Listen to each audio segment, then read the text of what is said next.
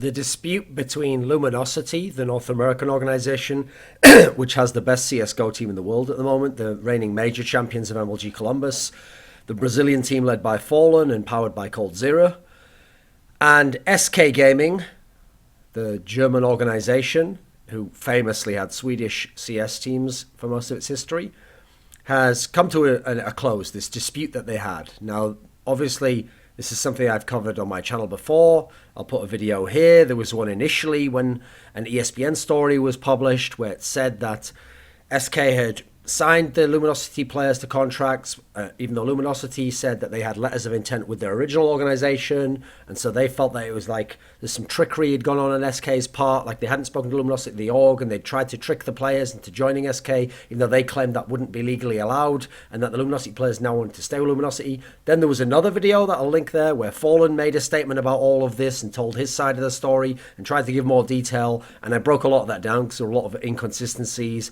and logical errors and just certain parts which seemed a bit fishy, you know. An obvious example being that they repeatedly hammered this point that SK hadn't provided legal representation for the players, which, by the way, doesn't make sense because you provide your own legal representation when you're taking part in a deal. The person who's making the deal for you doesn't give you the legal representation. If anything, that would be open to corruption because they would be paying the lawyer to come and represent you despite the fact it's against them. You can see how that would obviously be a problem. Also, the implication was that SK in some way tricked the Luminosity players because the Luminosity players didn't have fantastic English and they hadn't provided a translator either. Now, the reason why this is a problem is because I pointed out myself in my own video many times, yes, but Luminosity, the organization, didn't provide this special translator necessarily, and certainly didn't provide their own representation for the players against themselves when signing the letters of intent. Yet this was a key aspect that the players of Luminosity and the owner of Luminosity kept hammering to show how unethical and duplicitous the SK Gaming owner was, and they also suggested this had no legal precedent anyway.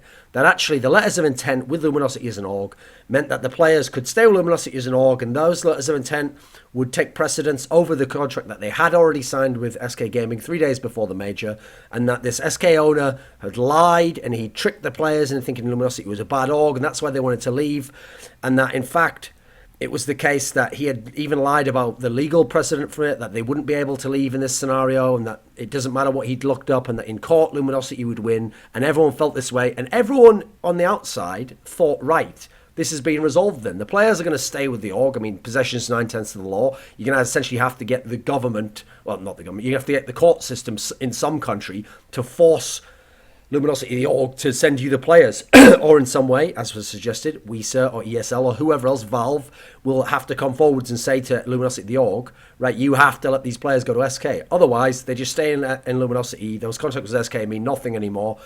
And either the orgs go to court eventually, which might take years at that point in time, and by which time, who would really care aside from them and the lawyers? Or it would have to just be dropped. So a lot of people felt, right, Luminosity gets to keep the players. So here's the interesting thing. The resolution to the dispute is that the players, the Brazilian team, which are the reigning major champions, have just gone to SK. It turns out actually the story was as SK wanted it. They're going to SK Gaming. As of July the 1st, they will be representing SK Gaming colours, wearing the SK Gaming jersey. And that means that despite playing ECS now, at the beginning of July, they will be playing for SK Gaming when they come to defend their championship at the major. So at ESL 1 Cologne, they will be SK Gaming, Brazil or whatever they call themselves, not Luminosity Gaming. Because remember, the spot for major tournaments belongs to the players and not the org. As long as you have 3 other players that manage to get the placing at the last major, a legend spot, then that spot belongs to the players if they go to a new organization. Because otherwise, obviously, in theory, Luminosity could field a brand new 5 players and be like, well, it's our spot, not yours. Meanwhile, this team wouldn't have even qualified because SK Gaming squad didn't qualify. So you can see how that is a good system and prevents a lot of corruption. For example, Luminosity, the org, if they'd been bad, not saying they did this, but I'm pointing out that this is an example, they could have said to the players, you have to stay with us as an org because otherwise I won't let you play in the next major. You can see how that would be a problem, right? Now, the big problem with this is not the way it's all been resolved. Like, as far as we know, SK Gaming gave them better contracts than Luminosity. I would assume, by what's happened now, that actually, when they realised all the problems going on, and maybe the Luminosity guy even found out that his legal claim wasn't as strong as he thought it was, or wasn't as big a chance to win, they just settled, as a lot of people do outside of court, because it makes a lot more sense to just settle, make an agreement with something where you both get something out of it. For example, you pay them money, they give you something in return, this team, for example, and as a result, everyone doesn't have to waste money paying lawyers, everyone doesn't have to wait ages, there doesn't have to be more drama, you can just finish the deal in that particular sense. But the reason why this is awkward is because of the way the Luminosity org and players handled this whole situation. Fallen repeatedly in his statement essentially implied that, like, Alex Muller, the Slash, who is the managing director or owner or whatever of SK Gaming, was like unethical in his behavior and dishonest and tried to trick people with sophistry and lied outright and basically had gone against his wishes and all this sort of stuff. Booyaka, the owner of Luminosity, who's now sold his team, also went really hard at this notion of, like, it's unethical, and actually this is a disgrace, and what a terrible org, and even made claims towards ESL and WISA and Ralph Reichart, managing director of ESL, and an executive board member of WISA, and Pietro Frunguelli, the commissioner of WISA, and they made all these claims about conspiracies and European conspiracies and people trying to keep them out of leagues, and all this stuff went on, and in the end, they still ended up selling the team to SK anyway. It's also very interesting as a topic and awkward in the precedent that it's set, because in the end, SK Gaming won. They got exactly what they wanted.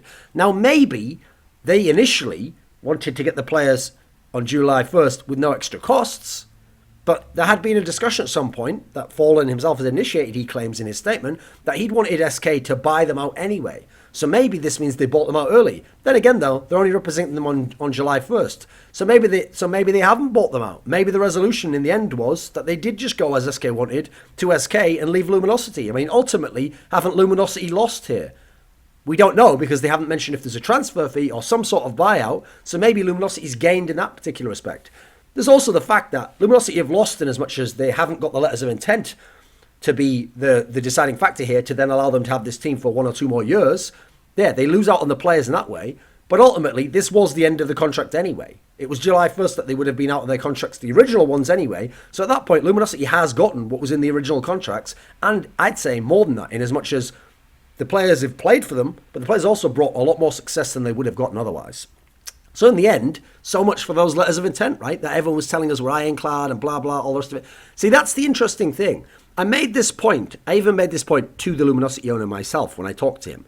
I said, the part I don't quite understand is the part where you're presenting it as though Alex Muller of SK is like not only a liar, but he's essentially like trying to trick people in a case where he would lose legally.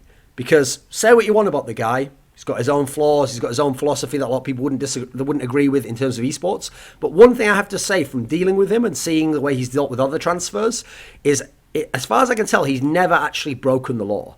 He'll find out what the law is, and you might disagree ethically with how he behaves, but he won't go beyond the letter of the law. And so in this particular scenario, he's also someone where he's very frugal. He won't spend money and he won't risk a lot of money. So as a result, when I heard that story about he'd not only gone to German lawyers to get the letters of intent checked out, but he'd gone to UK lawyers who specialized in like California or American law to check if he could get them out of these letters of intent and whether there was a good chance.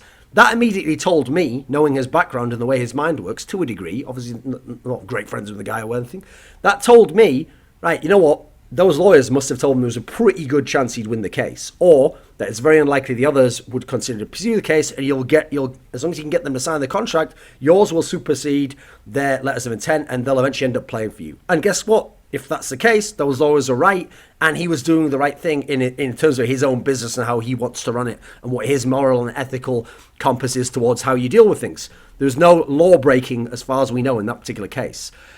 Now, in terms of speculating on it, I kind of already have.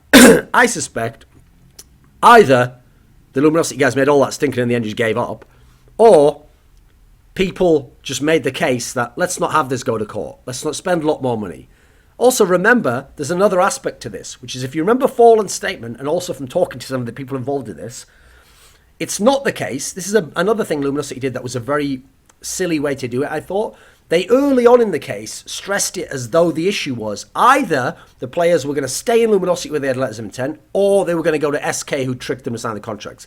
It turned out, it emerged that wasn't the options. The option was actually never that they were going to stay in Luminosity with the letters of intent and stay on do these new contracts. That was actually the new aspect that emerged after the SK drama and when it all came public, that instead they were going to stay with Luminosity and build something there and that they loved Luminosity. Instead, if you look at the timeline and what even Fallen and the rest of them said themselves in their statements, what happened was they initially were going to go with the letters of intent and sign with Luminosity. Then Fallen began talking, their Luminosity players began talking with SK and they were in talks to join. At that point, Fallen actually went to Luminosity, the org, and was telling them, right, actually we want to be sold to another org. And we want you to look into it. And the Luminosity org were looking for different orgs to make a sale for and sell them in a sense. Then it emerged that they'd signed with SK after the major. And now there was this huge problem and this drama. And then they said they were going back to SK. So remember, really, it was either SK or you're getting sold to someone else anyway. And if you hadn't have signed with SK, you might have been sold elsewhere anyway.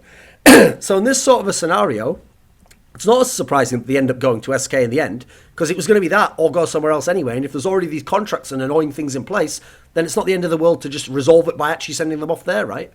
I do want to make a point that in terms of professionalism, the guys from SK haven't come out with any like outrageous, hyperbolic, hysterical statements, accusing people of unethical behavior and being like essentially sort of being slimy and pieces of shit and citing corruption and also they haven't done any of that stuff. They just put their statements out. They've waited. They've sat back. They've let people go crazy, say all the crazy shit they want, and in the end, they've gotten the result they wanted. If you look at the way that Fallen and the Luminosity guys dealt with this is a problem because even though I can sympathise with the way they felt in a lot of these scenarios, and they might have characterised things as this was unfair and it's not the way I think it should be done, and they might have felt hurt and betrayed by the way different people behaved with them, and they themselves had made mistakes with each other, it's better to just, when you're on a professional business level, to stop, to think about what you're going to say, and then try and frame it in a way where it's not going to come back and bite you. And it's not just going to throw mud around and say this guy's a piece of shit and this guy over here has done something wrong and I love this guy over here so he'll never go away from, and say all these statements that you can't actually back up later on. Instead, have less ego involved. Don't be hysterical and emotional. Be rational and reasonable and think and have a little cool-off period before you put public statements out, and especially don't throw mud around, because in this scenario now, it looks very silly that you're now going to go and represent SK Gaming and Alex Muller after you've said all these terrible things about the guy and basically besmirched his reputation, which has been a long time made in gaming, to the extent that all your Portuguese fans and guys, well, and people who speak Portuguese, all your Brazilian fans have said all this terrible stuff about the guy and the org, and now they're going to become fans of that team and have shirts on and support him and be like, oh, he's a good owner and all that. See, it's just a bad look for everyone when you do that. Now, in terms of the future of this team going forwards, I think in terms of the org, it's amazing because for SK, somehow out of nowhere, they now have the best team in the world in CSGO. Now, this is a big, big deal because the heritage of SK in the Counter-Strike franchise is incredible. They've had the best team in the world on 4 separate occasions. So when they first got the Scandinavian lineup with Heat and Potty, they won CPL Summer Event 2002, which was the first major of the year. And they were considered the best team in the world at that point in time. The next year, from CPL Summer onwards, in 2003, the next year, they had the Element lineup, which is Heat and Potty, but then had Element in, this Norwegian player. And at that point in time, they had one of the most dominant runs of all time. Like they lost one map out of like 43 offline and won like 4 or 5, I think it was like 5 tournaments maybe. Incredible run. In fact, I think I have a link up there where it's about their dominance, and you can watch that video. Again, best team in the world. Then in 2005, they had a team that won back-to-back CPLs, and even though the summer one was weaker because it was at the same time as the SWC, where a lot of the elite teams were, they won that tournament, and then they went back-to-back at the Winter CPL, the last major of the year, which was by far the most stacked CPL to date at that point in time, and one of the most stacked tournaments of all time, and won that. And so in incredible fashion, they were considered world number ones again. Then you have to wait many years, because after that, they have the Valin, Roban era of SK, which was mainly about finishing second and third and winning medium-sized events every now and then, having lots of top 4s, but not winning the big majors, not doing super well, because Valin and Roban famously used to bomb all the major finals. And then, at the end of 2010, they got Get Right and they got Forest from Fnatic because of the split that happened in Fnatic. So then, in the summer of 2011, they had this run where they had the best team in the world again. And they won a major just after that. They won ESWC. Ever since then, SK's never had the best team in the world in Counter-Strike. And in CSGO, they haven't even come close. Because in CSGO, they've never invested the big bucks. They've never had a pretty good team. They've had a lot of teams that were very mediocre. They've had like third or fourth best Swedish team or third or fourth best Danish team. They've never come close to having an elite or top 10 type team in the world. So this is big news that now they're in a position where from whatever investment they've gotten, they're now in a position to have the best team in the world and not just like buy it and the potential's there. They've just bought what is right now clear-cut the best team in the world and is the favourite to win the next major. And so they would win a major as their first big event with this new team. That's incredible for the org. And in terms of how it links back to history, it's very interesting. And I want to see what SK does with this, especially because since they have shown a lack of willing to invest lots of salaries and invest lots of money and buy people in terms of transfer fees in CSGO. That's why they didn't have a good team until now. I want to know what that means for the future. Will they be able to keep their salaries up to the level where this team can remain the best in the world? Because if CSGO keeps expanding like it has the last couple of years, you have to be willing to bump your salaries and redo contracts and renegotiate them in a way that in the past, an owner like the SK owner hasn't been reticent to. That wouldn't be the way he'd want to do it. He'd say, I have a contract that's going to last this long. I've agreed to pay this much. Well, unfortunately, all the other logs aren't working that way. Yeah, they have the contract, but they renegotiate to keep that player happy or that team happy, even though technically they don't legally have to, because they don't want that player to look at other guys and go, this team's worse than us, and they're getting more salary now because they've upped it. So that's actually a different world that we're in. I want to see how SK adapts to this new world. I also want to see for the team, in theory, they're moving over kit and caboodle, because they're moving over the whole 5-man team with Fallen, and they're moving over the manager, and they're moving over the coach. So in theory, should be no problems, right? Just put on a new jersey, play the same way, maybe win the major, right? The problem is the stress of all this shit that's gone on, and people maybe looking down on them, or they themselves being conflicted if they didn't necessarily want things to work out this way. That's what concerns me, because I don't want to see them now be under so much pressure because of that they tilt away the next major, or they fuck up and something goes wrong and people are blaming each other left and right and they wish they'd gone back to Luminosity. I don't want any emotional strife to get in the way of fantastic Counter-Strike. That would be a very, very sad state of affairs. And so I really hope that doesn't happen and they can just mentally get over it and keep playing like professionals and be one of the best teams in the world. I mean, think about how much it would suck if they did really badly and went out on that group of death, which obviously could happen anyway because it's the group of death they've got for the major. And then everyone's just going to say, it's because they moved to SK. And then you know what? Then if a Fnatic or... well, I mean, you can name amazing Na'Vi, whoever else wins the major, people can do the same thing they did Luminosity. That's just because those guys had moved and you never got to play the best Luminosity. I don't want that to be the case. Okay, so I want everyone to play a great major. Now, in terms of the org Luminosity, let's be real. Luminosity locked out by even getting this team. They were a very small org in North America. I mean, remember the team they had before was the Winter Fox Corps, which were fucking terrible in Luminosity and were terrible as Winter Fox as well. Had no chance of going really far and doing well at tournaments. So that they then got that Brazilian team was fantastic for them. And they rode them as far as they could and they got as much as they could out of it. Now, I don't want anyone to suggest that Luminosity has been hard done by as an org, because these players fulfilled their contract with Luminosity. Now, the whole letter of intent thing, sure, is a bit fishy. I'll say that. Maybe you thought you had them for longer, but you also didn't get them to sign the dotted line on the contract. Letter of intent, you better get them the contract, get it signed ASAP, mate. And you found out, actually, that you don't just trust people who are friends to do things that way. It's business. You get people to fucking sign no matter what they say. Yeah, love you. Oh, you want another drink? Sign the fucking contract, mate. Then we can be mates after that. That's the way you deal with things. Also, I don't like the implication that, like, yeah, but I invested in these guys when they were nothing, you know, they'd never, like, won a major or made it super deep in a tournament or come in the final of a tournament. You know what? Under my org, I paid them the salaries and they got those top results and then they became major champions. So you know what? Yeah, I've had my team stolen away from me, like that guy implied in that statement. Because you know what? You didn't. You have no equity in these players as professional players. You paid them for services rendered. You pay them a salary, they play for you that month. At the end of the contract, you finish paying them, they finish playing for you. That's it. It's a job. It's like working at fucking Subway.